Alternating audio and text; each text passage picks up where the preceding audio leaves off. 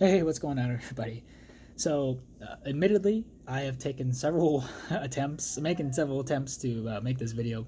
This is probably my fifth try to do it, and every time I do it, I like screw something up or I say something wrong or whatever.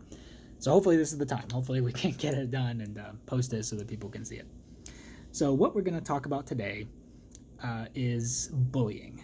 Okay, now this is a topic that gets talked about a good bit. It's been in the media a lot. It's been debated back and forth quite a bit.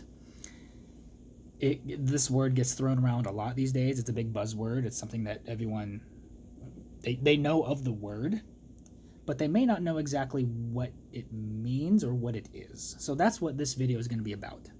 Okay, so we're going to talk about bullying. We're going to talk about what it is. We're also going to talk about what it isn't. And we are going to throw some things in there about what you can do, if you're as a parent, if your child's being bullied, what you can do, and if you are the target of a bullying situation, what you can do to help yourself. So yeah, we'll hopefully get through it clean this time, and we'll be able to post it. So, in the world of education, or just kind of academics in general, and in the mental health field, everyone has kind of accepted or acknowledged this notion that in order for something to be truly considered bullying, it needs to meet three criteria.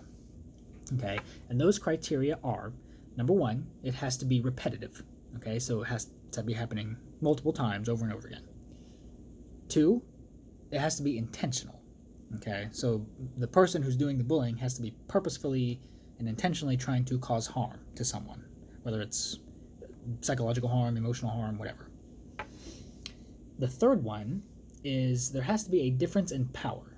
Okay, so there needs to be some kind of power differential in effect in order for a situation to be considered truly bullying. Okay, and I'm going to go through and talk about each one of those criteria in a little bit more detail. And yeah, hopefully this will maybe shed some light or maybe help some people understand what bullying is and what it isn't. Now, before I continue, I want to make sure I say this very clearly. I am in no way belittling anyone's experiences if they've been bullied. I'm not saying that this is not a problem, and I'm not saying it's something that shouldn't be taken seriously. Absolutely, bullying is a very serious problem, and if it is occurring, it needs to be addressed very seriously and very immediately. So I just want to make sure I state that I'm not at all saying that this is not a problem or that's not a big deal or anything like that. It absolutely is.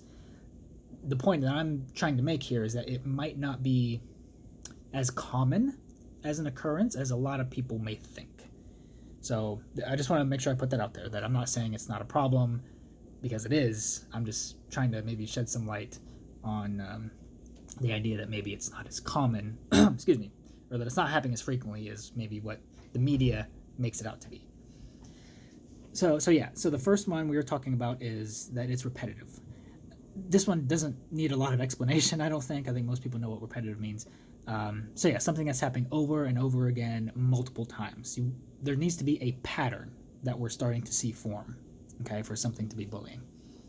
And a lot of times, especially with kids like in a school, they may come to school in a bad mood, or something may have happened to them that kind of set them off earlier, like maybe the day before or that morning. Or for whatever reason, they're just moody and they're just not in a good mood. So something happens and somebody says or does something offensive, and it happens once, and then people kind of move on. Well, what happens is that maybe sometime later, the person who was being targeted or the person who experienced the unkind behavior, they come and they report that they're being bullied. And once we investigate a little bit, once we start asking people and talking to people, when we see this has only happened one time, that's not really bullying. Okay, that's just rude and unkind behavior, right? And that's something that everyone, as adults, we all know this happens every single day. People are rude to us or unkind to us, or they say offensive things all the time. And they say it once, and then we just have to figure out how to deal with it, and then we move on. So when we see situations like that, we definitely do take them seriously. We want to speak to the person who was offended, make sure they know, this is what happened. Here's what you can do if this happens again. This is something you're going to have to be prepared for, because you're going to experience this your whole life. And on the flip side, we talk to the person who did the rude or offensive thing, and we tell them, it's like, just because you're in a bad mood, it's not okay to say these things. You can't lash out. You got to figure out how to manage and cope with these feelings other than lashing out at people. So we use that as a teachable moment. But again, that's not really bullying if it just happens once. The second one has to be intentional. This one I think is kind of hard to gauge sometimes, because a lot of times what you get is, if you get a report of bullying and you bring in the parties and you talk to people, and when you talk to the person who supposedly is doing the bullying, a lot of times you get the answer of, well, I didn't mean it, or I was just joking.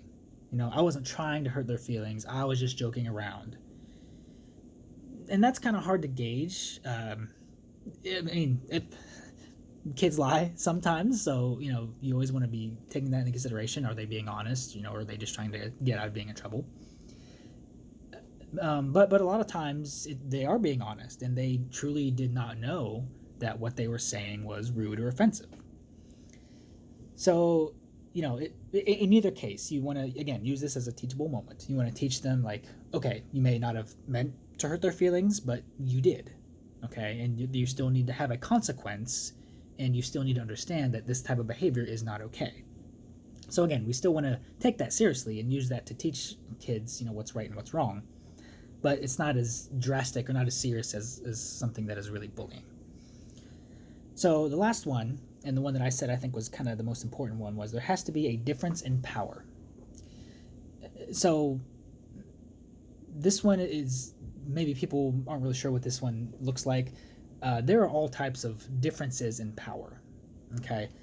So in order for something to be truly bullying, there has to be a situation where someone with a lot of power is targeting or trying to harm someone with less power, with no power.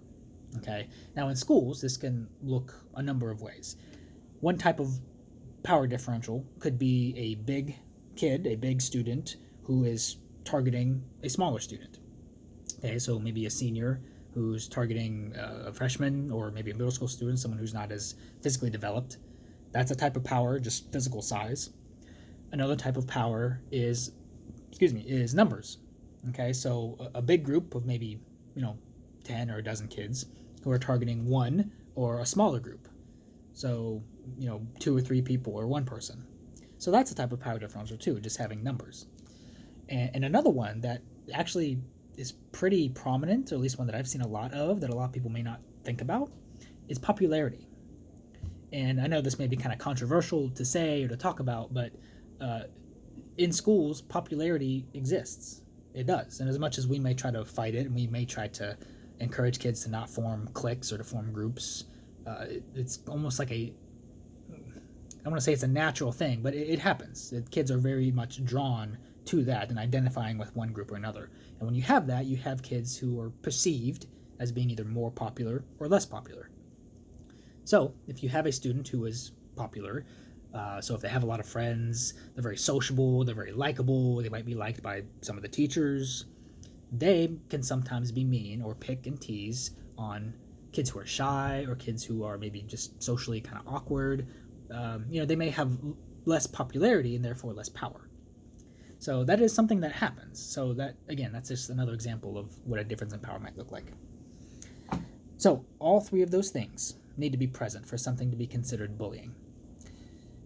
Now, so what to do in these situations? What can you do if you're a student and if you feel like you're being targeted by bullying, or if you're a parent, if you feel like your child is being targeted by bullying, or if you're a parent and you feel like your child is the bully?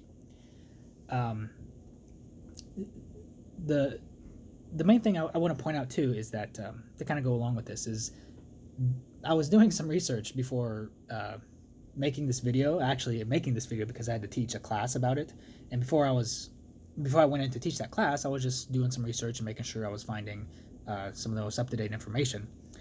What I found was there exist more bullying programs today than there ever has been. Okay, so there are more bullying programs that exist now than there ever has existed before. But this problem isn't really getting better. Like, in some ways, it's actually getting worse. So, like cyberbullying is actually getting worse and worse.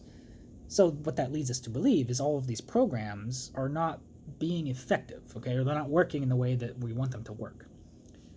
And a reason for that is because a lot of these programs, what they do is they focus on addressing the bully. Okay, they focus on teaching the bully, why it's not okay to do this, why it's right from wrong, and they focus on that. Or they may focus on sympathizing with the bully. It's like, oh, well, they're just doing this because they're angry or because they're sad or because they're unhappy or whatever. And those things are certainly important.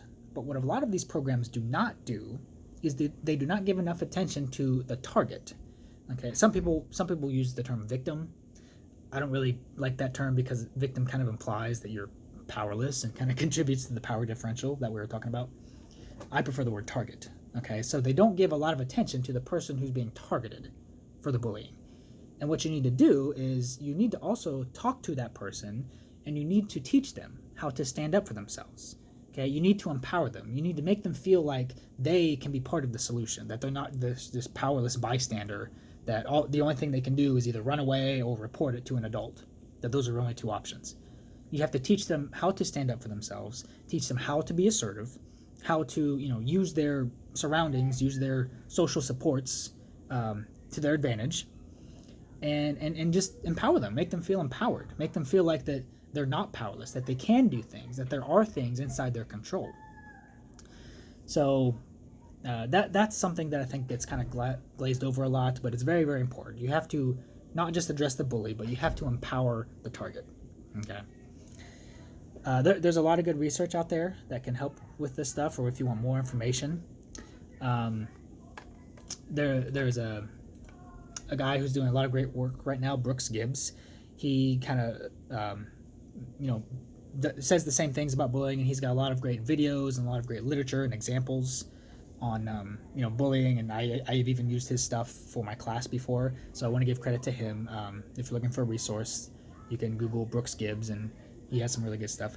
Also, I have not read it or looked at it yet, but I do know there is a book out right now by Matt Tolliver. He's a school counselor.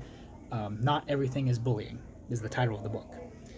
Like I said, I haven't read it yet, but I have worked with Matt before. We work in the same district, and we've talked several times about this topic. So I would recommend that book as well. And even though I haven't read it or picked it up, I will be doing that very soon. So those are just some other things you can look at or you can pick up if you're interested. And that's it, guys. That does it for this video. Hopefully this was helpful. Like all the videos, I hope you got something out of it. So I think this take was good. I think we can use this one. I don't think I said anything too off the mark. So, but yeah, that does it for this video. And thanks you guys for watching. And I hope you have a great day. Bye.